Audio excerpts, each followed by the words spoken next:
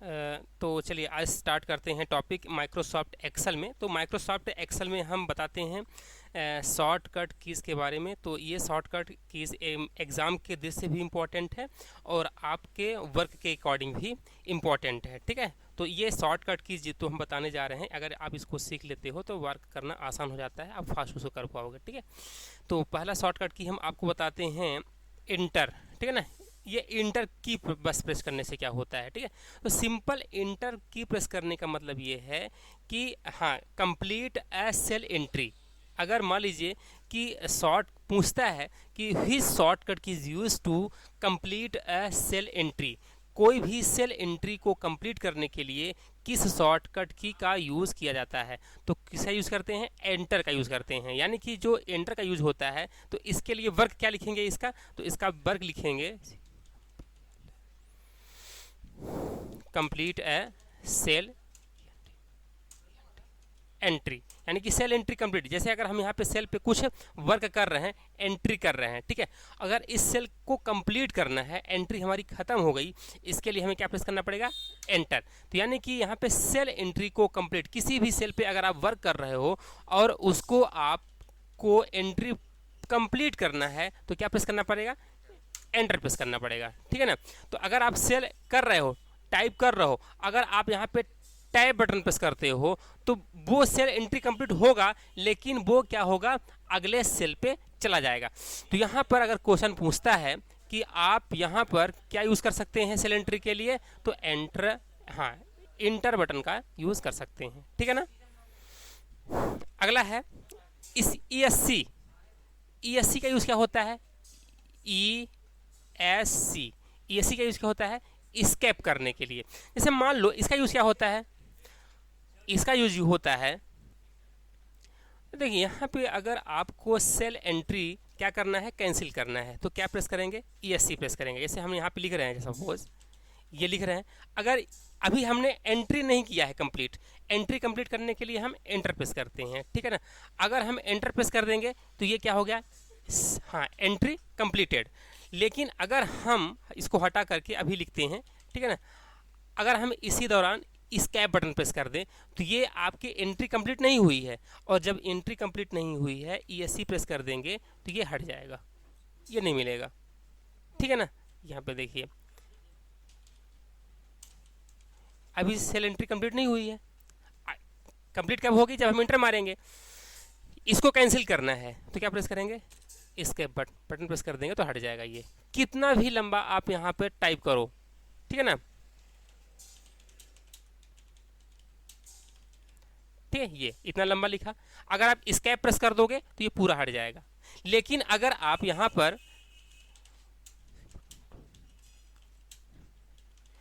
Entry complete करने के बाद, एंट्री कंप्लीट किससे होता है, इंटर से, अब अगर आप ESC प्रेस करेंगे तो कुछ नहीं होने वाला,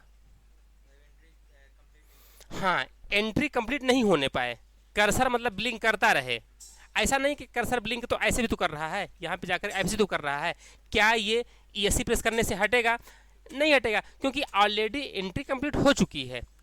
वो तभी कैंसिल होगा जब एंट्री कंप्लीट न हुई रहे, यानी कि जब हम इंटर प्रेस न किए रहें, तभी आप अगर ESC प्रेस करेंगे तो क्या होगा, एंट्री कैंसिल होगी। तो यहाँ पर ESC का यूज़ क्या होता है कि कैंसिल ए सेल एंट्री, कैंसिल ए सेल एंट्री, है ना। ये दो शॉर्टकट की बहुत ही महत्वपूर्ण है, जनरली ये यूज में आते ही हैं, ठीक है। इसके बाद अगला देखिएगा, start a new line in the same cell. इसका यूज देखो, ये अल्ट प्लस इंटर, इसका यूज क्या होता है, अल्ट प्लस इंटर।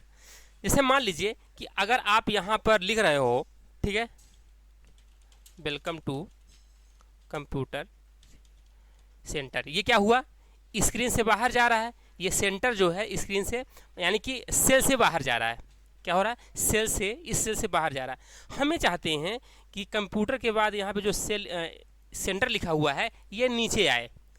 नॉर्मली अगर हम केवल इंटर प्रेस करेंगे तो क्या होगा, सेल एंट्री कंप्लीट हो जाएगी, लेकिन हमें करना क्या है कि जो सेंटर लिखा हुआ है ये न्यू लाइन पे आ जाए। तो हमें क्या प्रेस करना पड़ेगा, अल्ट के साथ इंटर प्रेस करना पड़ेगा। जब अल्ट के साथ इंटर प्रेस करोगे तब जा करके ये क्या होगा, न्यू लाइन पे आ जाएगा। तो यहाँ पर अल्ट प्लस इंटर से क्या होता है कि start a new line in the same cell, उसी सेल में नई लाइन स्टार्ट करने के लिए होता है ना। क्या तो क्या लिखेंगे इसके लिए, स्टार्ट, हाँ, start a new line in the same cell, ठीक है ना। सेम सेल में हम न्यू लाइन स्टार्ट कर सकते हैं, किसके माध्यम से, अल्ट प्लस एंटर के माध्यम से।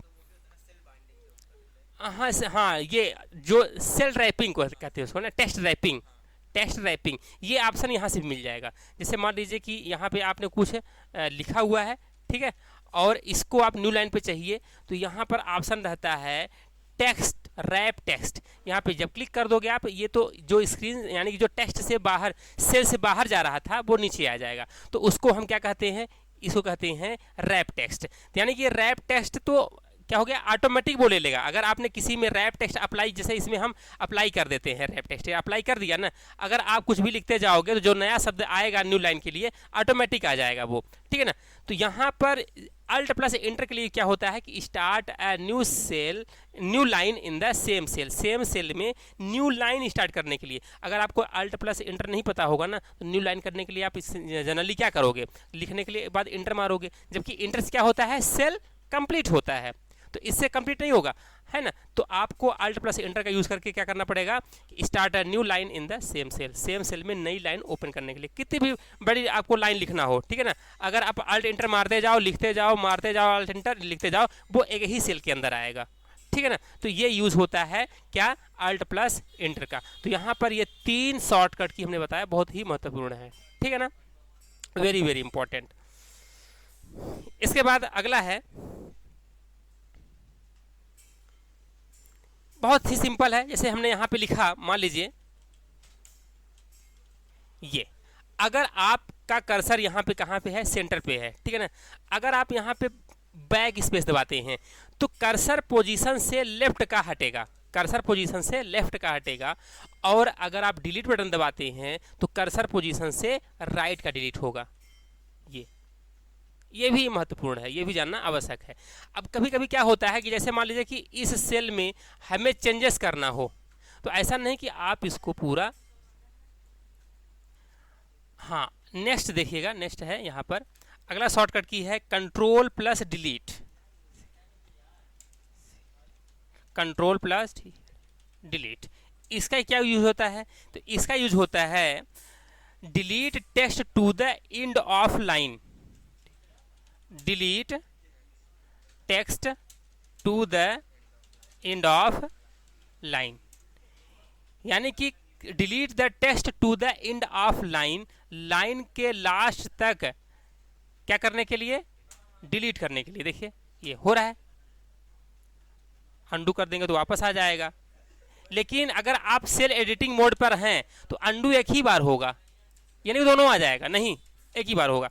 तो अभी हमने क्या पढ़ा है, कंट्रोल प्लस डिलीट का यूज क्या होता है, तो कंट्रोल प्लस डिलीट का यूज होता है delete text to the end of line, यानी कि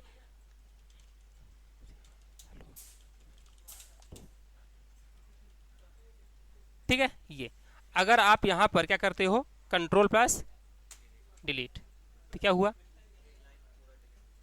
एक लाइन पूरा डिलीट हो जाएगा। ये तो यहां पर आप लिख लो delete, delete the text end of line, line के लास्ट तक डिलीट करने के लिए, ये शॉर्टकट की, ठीक है ना। अगला देखिएगा, अगला है एरो कीज।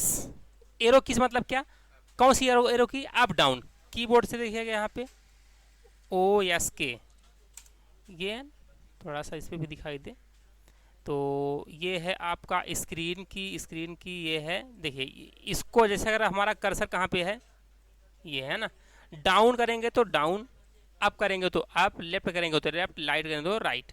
यानी कि ये क्या होता है, मूव करने के लिए, है ना, सेल पे मूव करने के लिए आप एरो का भी यूज़ कर सकते हैं, इन एरो का यूज आप कर सकते हैं, सेल पे मूव करेगा, ठीक है ना।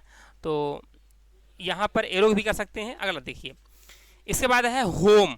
होम का यूज़ क्या होता है, होम कीबोर्ड में जो होम बटन होती है, होम का यूज़ क्या होता है एक्सेल में, तो इसका यूज होता है move to the beginning of the line, है ना, क्या होता है, move to the beginning beginning of the line, line के शुरुआत में मूव करने के लिए। जैसे अगर आपका कर्सर कहाँ पे है, यहाँ पे है, अगर आप होम दबाएंगे तो इसी लाइन के बिगिनिंग में आएगा। अगर दो लाइन है ना, अगर आप लास्ट पे हो तो आप होम करोगे तो शुरू पे आएगा, अगर आप एंड करोगे तो कर्सर लास्ट पे जाएगा, होम करोगे तो होम पे जाएगा, एंड करोगे तो कर्सर एंड पे जाएगा, ठीक है ना। और शिफ्ट के साथ होम दबाएंगे तो सेलेक्ट हो जाएगा, ये तो बताया था, ये तो हो जाएगा, ठीक है ना, कर लेंगे इसको। अगर हमारा कर्सर यहाँ पे है, यहाँ से यहाँ तक सेलेक्ट करना है तो शिफ्ट के साथ क्या दबाएंगे, एंड बटन, तो यहाँ तक हो जाएगा सेलेक्ट, ठीक है। तो ये होम का यूज इस तरह से हम करते हैं, ठीक है ना। आ? हाँ, ठीक है। ये इसके बाद अगला है कंट्रोल प्लस डी, ठीक है। कंट्रोल प्लस डी का यूज देखिए क्या होता है। कंट्रोल प्लस डी का यूज होता है फील डाउन। जैसे मान लीजिए कि अगर आपने यहाँ पे क्या लिखा हुआ है, रोल नंबर लिखा, यहाँ पे लिखा मान लीजिए कोर्स, और सभी का कोर्स आपको यहाँ पे रोल नंबर आपने डाल दिया 1 2 3 और ड्रैग कर दिया कर्सर पकड़ के, यहाँ पे ये जब पतला सा प्लस बन जाए तो खींच लेना है कंट्रोल दबा के। अब यहाँ पे क्या है, कोर्स, कोर्स में आपने लिख दिया मान लीजिए कि BCA कर दिया, और आपको पूरा सेम टू सेम यहाँ तक चाहिए, सेम टू सेम पूरा यहाँ तक, तो आपको यहाँ पे क्या करना है, सेलेक्ट कर लेना है, केवल सेलेक्ट करना है, और फिल डाउन करना है, तो control plus D, control plus D से क्या हो जाएगा, फिल डाउन, ठीक है। तो यहां पर क्या हो जाएगा, कंट्रोल प्लस डी से फिल डाउन। और अगर हम यहां पे करते हैं, इतना सेलेक्ट कर लेते हैं, तो कंट्रोल प्लस आर से क्या होगा, फिल राइट। अब ऐसा यहां पे लिखा हुआ है, इधर फिल करना है आपको, तो कंट्रोल प्लस एल नहीं काम करेगा, केवल फिल डाउन होता है। देखो अगर आप यहां से हटा दो, इसको आप इधर हटा दो, अगर नीचे की ओर फिल करना है तो कंट्रोल प्लस डी यानी कि फिल डाउन, अगर आपको इधर की ओर फिल करना है right side, control plus R, तो फिल राइट, ये हो जाएगा। तो यहाँ पे हमने अभी फिल करने के लिए दो शॉर्टकट की पढ़ा, कंट्रोल प्लस डी, इससे क्या होता है, फिल डाउन। एक और पढ़ा हमने कंट्रोल प्लस आर एक्सेल में। अच्छा, अगर ये बात करता है फिल डाउन से रिलेटेड, तभी ऐसा करना है। पता चला कि अगर आप यहाँ पे कर रहे हो कंट्रोल प्लस आर कर रहे हो तो कुछ नहीं होगा, यहाँ पे नहीं होगा, ठीक है ना। तो कंट्रोल प्लस आर से क्या होता है, फिल। अगर आप MS वर्ड यूज कर रहे हैं, अगर कंट्रोल आर करेंगे तो क्या होगा, उसमें अलाइनमेंट होगा, राइट अलाइनमेंट होगा, ठीक है ना। इसके बाद ये दोनों समझ आ गया ना, बन जाएगा, ठीक है। इसके बाद अगला देखिए,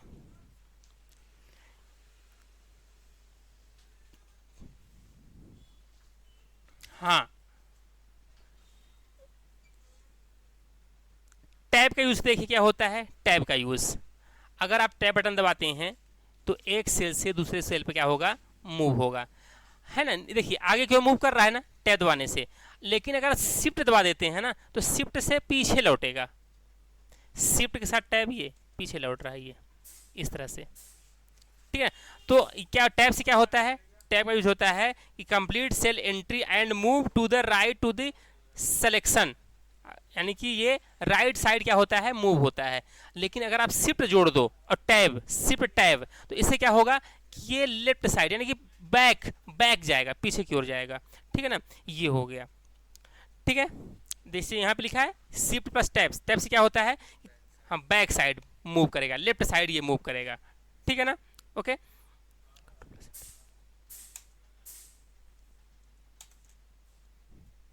ओके, अब हुआ है यहाँ पे, चलो हाँ पे देखिए, यहाँ पे जैसे मान लीजिए कि ये हमने लिखा, मान लीजिए BCA लिखा, ठीक है। तो अगर यहाँ से लेकर के यहाँ तक ये पूरा रेंज हमें फिल करना है, तो पूरा रेंज फिल करना है तो इससे क्या लगाते हैं हम, Ctrl+D करते हैं, तो ये फिल डाउन हो जाता है। लेकिन अगर हम कोई रेंज सेलेक्ट किए हैं, जैसे हमने इतना रेंज सेलेक्ट किया है ना, यानी कि 2 कॉलम से अधिक, 2 रो से ज़्यादा, है ना, तो अगर हम यहाँ पे अगर रेंज फिल करेंगे, सेल रेंज जैसे हमने लिखा है यहाँ BCA, अब पूरे में चाहिए अगर ना, तो Ctrl+D करोगे तो Ctrl+D में पूरे में नहीं होगा, तब इसके लिए हमें Ctrl+Enter करना पड़ेगा। अब Ctrl+Enter आप करोगे जब, तो ये क्या हो जाएगा, पूरे में हो जाएगा, यानी कि fill the selected cell range with the current entry, यानी कि वर्तमान में जो एंट्री किया है, हमने कहा अगर हमने यहाँ पे DCA कर दिया है और Ctrl+Enter मारोगे तो वो करेंट एंट्री DCA था, तो वो DCA हो जाएगा। ये चीज़ें तो यानी दोनों में अंतर है। ये वाला जो आपको बता रहे हैं, ये वाला क्या है, तो ये वाला इसको बोलते हैं फिल डाउन, ये केवल फिल डाउन करता है, Ctrl+D क्या करता है, फिल डाउन। और जो कि ये वाला जो जिससे हुआ है, तो इसको क्या बोलते हैं, इसको कहते हैं फिल द सेलेक्टेड सेल, है ना, fill the selected cell, fill the selected cell range with the current entry, range with the current entry, ये दोनों में अंतर है। तो ये इसके वाली क्या होता है शॉर्टकट की, Ctrl+Enter, और इसके लिए क्या होता है फिल डाउन के लिए, हाँ Ctrl+D होता है, ठीक है। तो ये दोनों में अंतर है। अच्छा, यहाँ पे अगर आपने सेलेक्ट किया हुआ है और शिफ्ट इंटर करेंगे ना, तो जो एंट्री है तो मूव अप, ऊपर की ओर क्या होगा, ये आपका मूव होगा, ठीक है ना, ये मूव करेगा। शिफ्ट इंटर से क्या होगा, complete a cell entry and move up in the selected range, है ना, ये क्या होगा, मूव अप होगा। अब यहाँ पर हम लिख देते हैं MCA लिख दें और कंट्रोल और इंटर मारेंगे तो क्या हो जाएगा, हाँ जो वर्तमान में टेस्ट लिखा है MCA और आप Ctrl+Enter मारोगे तो पूरे में ये आ जाएगा, ये अंतर है, ठीक है ना।